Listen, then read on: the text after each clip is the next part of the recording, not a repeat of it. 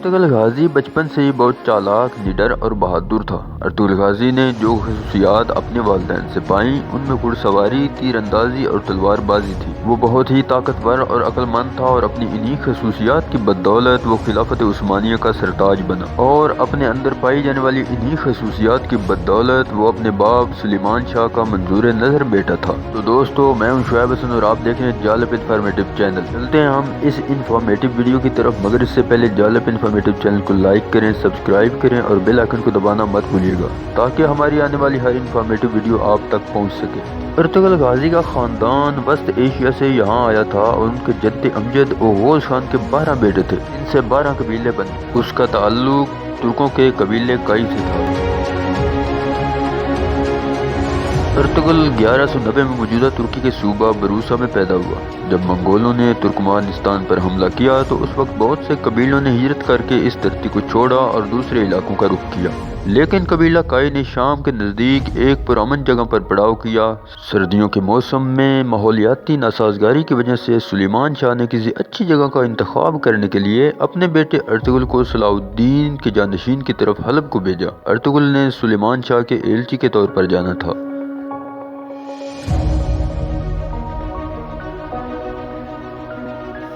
لیکن اس سے پہلے ہونے والے ایک اچانک واقعے نے اس ساری صورتحال کو تبدیل کر کے رکھ دیا، اور یوں کائی قبیلہ مصیبتوں کے پہاڑوں میں گر گیا۔ ہوا کچھ یوں کہ ارطغرل اپنے جانثاروں کے ساتھ مل کر شکار کھیلنے جاتا ہے اور وہاں پر کچھ سلیبیوں کو کچھ قیدیوں کو لے جاتے دیکھتا ہے۔ وہ ان پر حملہ کر کے قیدیوں کو چھڑوا لیتا ہے اور کچھ سلیبیوں کو قتل کر دیا جاتا ہے۔ اسی لڑائی کے دوران اس نے اناطولیہ کے حکمران کے بھائی کو بھی قتل کر دیا۔ یہی وجہ تھی کہ سلیبی کائی قبیلے کے دشمن ہو گئے۔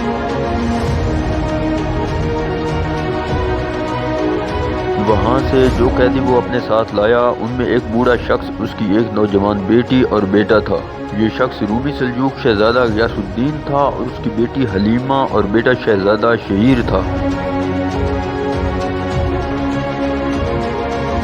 بعد میں حلیمہ سلجوق کی شادی ارطغرل سے کر دی جاتی ہے۔ اس وقت بغاوت کے ڈر سے سلطان نے اپنے بھائیوں کو قید کر دیا تھا، لیکن شہزادہ نعمان یعنی کہ غیاث الدین کائی قبیلے کی گرفت میں تھا۔ اسے حاصل کرنے کے لیے سلجوق گورنر نے بھی کائی قبیلے کو دھمکانا شروع کر دیا، لیکن سلیمان شاہ نے اپنی روایات کا پاس رکھتے ہوئے اسے واپس نہ کرنے کا ارادہ کیا۔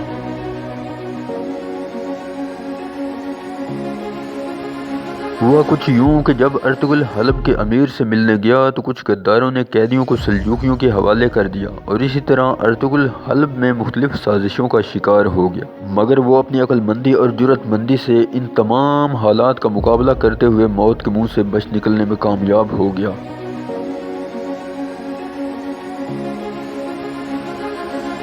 ارطغرل کو سلطان سے جو علاقہ ملا وہ بہت ہی خطرناک تھا، کیونکہ وہ سلیبیوں کے ایک بڑے قلعے کے نزدیک تھا۔ جب سلیمان شاہ نے اس قلعے کا رخ کیا تو قبیلے کے بہت سے سرداروں نے وہاں جانے سے انکار کر دیا، مگر آخر کار اسی علاقے میں پڑاؤ ڈالا۔ تھوڑے ہی عرصے کے بعد ترتش نے اپنے بھائی کی موت کا بدلہ لینے کے لیے کائی قبیلے پر حملہ کر دیا۔ اس حملے کے بدلے میں ارطغرل نے سلیبیوں کے قلعہ پر حملہ کیا اور یوں کائیوں نے سلیبی قلعہ فتح کر لیا۔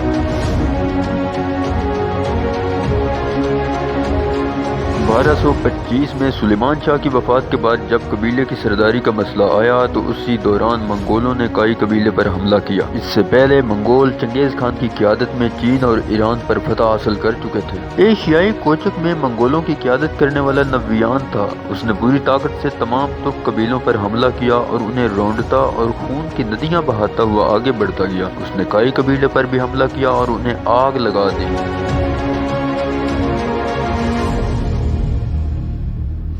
مشکل کی اس گھڑی میں کائی قبیلے کے لوگوں نے بڑی مشکل سے اپنی جانیں بچائیں اور ارطغرل کی والدہ خائمہ خاتون اور بھائی گلدارو کی قیادت میں اپنے دوست قبیلے دودرگا چلے گئے۔ دودرگا میں قبیلے کا سالار ارطغرل کا ماموں تھا، جس نے انہیں رہنے کے لیے جگہ دی اور ان کی مدد کا فیصلہ کیا۔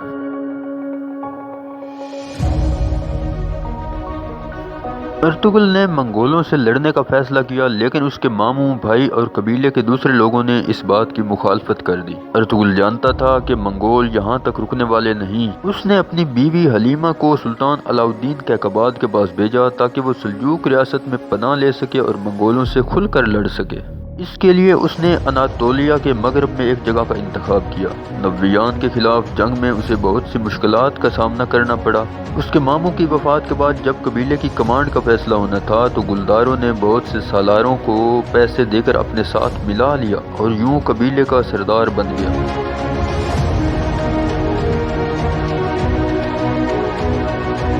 ادھر سعد الدین کوکب جو کہ بہت ہی کینہ پرور شخص تھا، وہ سلجوقی تخت پر سرداری کے خواب دیکھ رہا تھا، لیکن اس کے لیے ارطغرل ایک بہت بڑی رکاوٹ تھی۔ تو ارطغرل نے نبویان کو شکست دینے کے بعد صلیبیوں کی سرحد کی طرف ہجرت کا فیصلہ کیا۔ اسے ایک دینی شخصیت ابن العربی کی حمایت بھی حاصل تھی جو اس کے فیصلوں پر اس کی ہمیشہ سے رہنمائی کیا کرتا تھا۔ اس کی بہادری اور عقل مندی کی وجہ سے ترکوں کا ایک بڑا قبیلہ سفید داڑھی والے بھی اس کے ساتھ تھے۔ اس نے اپنے بھائی سے بغاوت کی اور اپنی والدہ، بیوی، چھوٹے بھائی اور اپنے جانثاروں پر مشتمل 400 افراد کو ساتھ لے کر ہجرت کا فیصلہ کیا اور اناطولیہ کی مغربی سرحد پر آباد ہو گیا۔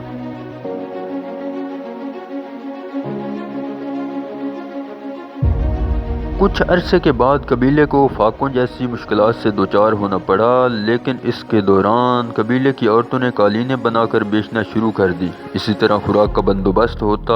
اسی دوران مغربی سرحد پر موجود اس کے حریف چابیدار قبیلے کے سردار جانیدار کے بیٹے اورال نے قالینوں کے قافلے پر حملہ کیا اور قبیلے کے بہت سارے لوگوں کو قتل کر دیا۔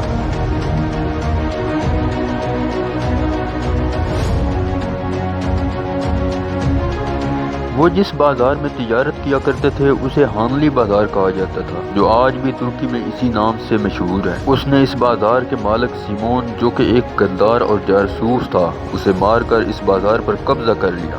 اس کے بعد صلاح الدین کیقباد جب وہاں سے گزرا تو وہاں کے لوگوں سے ارطغرل کی بہادری کے قصے سن کر بہت ہی متاثر ہوا۔ امیر سعد الدین نے سلطان کو ورگلانے کی کوشش کی کہ ارطغرل ریاست کے اندر ریاست بنانے کی کوشش کر رہا ہے، مگر سلطان پہلے سے ہی اس سے متاثر ہو چکا تھا۔ سلطان نے ارطغرل کو اس سارے علاقے کا سربراہ بنا دیا اور سعد الدین کو واپس بلا لیا۔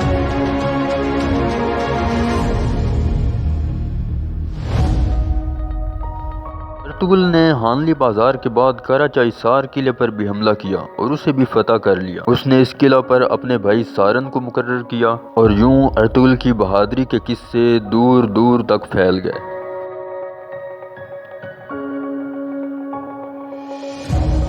سن 1237 میں سعد الدین نے سلطان صلاح الدین کیقباد اور اس کے نامزد نائب کو قتل کرا دیا اور اس کا الزام ارطغرل پر لگا دیا۔ اس طرح ارطغرل سے سارا علاقہ واپس لینے کے ساتھ ساتھ اسے قید میں ڈال دیا گیا۔ لیکن جب بعد میں سلطان غیاث الدین کو معلوم ہوا کہ اس کے باپ کو ارطغرل نے نہیں بلکہ سعد الدین کیقباد اور اس کی والدہ نے قتل کرایا ہے، تو اس نے ارطغرل کو آزاد کرنے کے ساتھ ساتھ اسے وہ علاقے بھی واپس کر دیے۔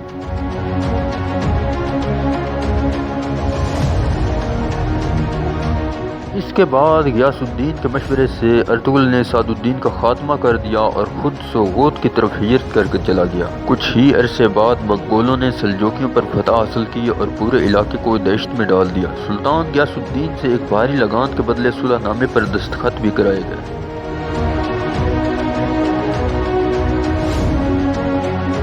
سلطان کے بڑے بیٹے عزا الدین نے منگولوں کے خلاف بغاوت کی کوشش تو کی، لیکن اس کا ساتھ کسی نے نہ دیا، اس لیے اس نے نیکیا میں جا کر بنا لی اور اس کا بھائی وہاں کا سلطان بن گیا۔ اس وقت منگولوں کا حکمران ہلاکو خان بن گیا تھا، جس نے ہر طرف خون کی ندیاں بہا دیں اور عنقریب اناطولیہ کے باقیوں کو روندنے کا پلان بنا چکا تھا۔ اسی دوران سوغوت میں ارطغرل نے منگولوں کے خلاف جدوجہد جاری رکھی، لیکن یہ جدوجہد ظاہری نہیں تھی۔ ظاہری طور پر تو وہ منگولوں کو ٹیکس بھی دیتا تھا، لیکن اندرونی طور پر وہ ان کے خلاف تھا اور ایک بڑا منصوبہ تیار کر رہا تھا۔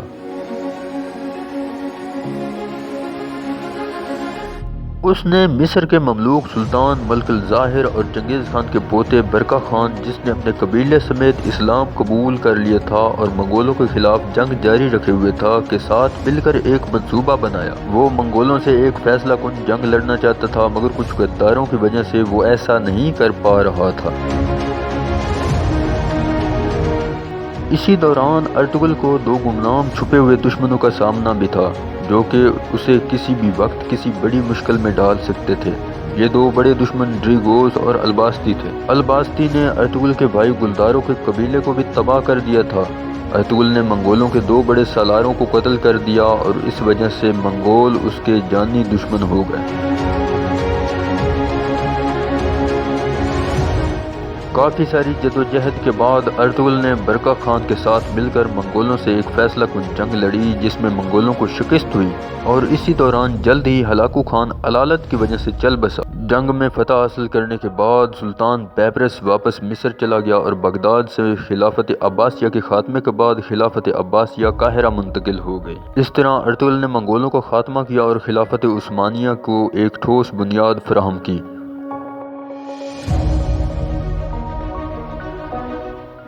وہ 1280 میں 90 سال کی عمر میں سوغوت میں فوت ہوا اور اسی شہر میں اس کا مقبرہ تعمیر کیا گیا۔ ارطغرل کے 3 بیٹے گندوز، ساوچی اور عثمان تھے، اور ان کے تیسرے بیٹے عثمان نے 1291 میں یعنی اپنے والد ارطغرل کی وفات کے 10 سال بعد خلافت بنائی، اور ارطغرل کے اسی بیٹے عثمان کے نام سے ہی خلافت کا نام خلافت عثمانیہ رکھا گیا۔ تو ناظرین، آج کے لیے بس اتنا ہی۔ امید ہے آپ کو جالب انفارمیٹو چینل کی یہ ویڈیو پسند آئی ہوگی۔ انشاءاللہ میں اپنے اس چینل کے ذریعے اور بھی بہت سی اچھی ویڈیوز آپ تک پہنچاتا رہوں گا۔ تب تک خدا حافظ۔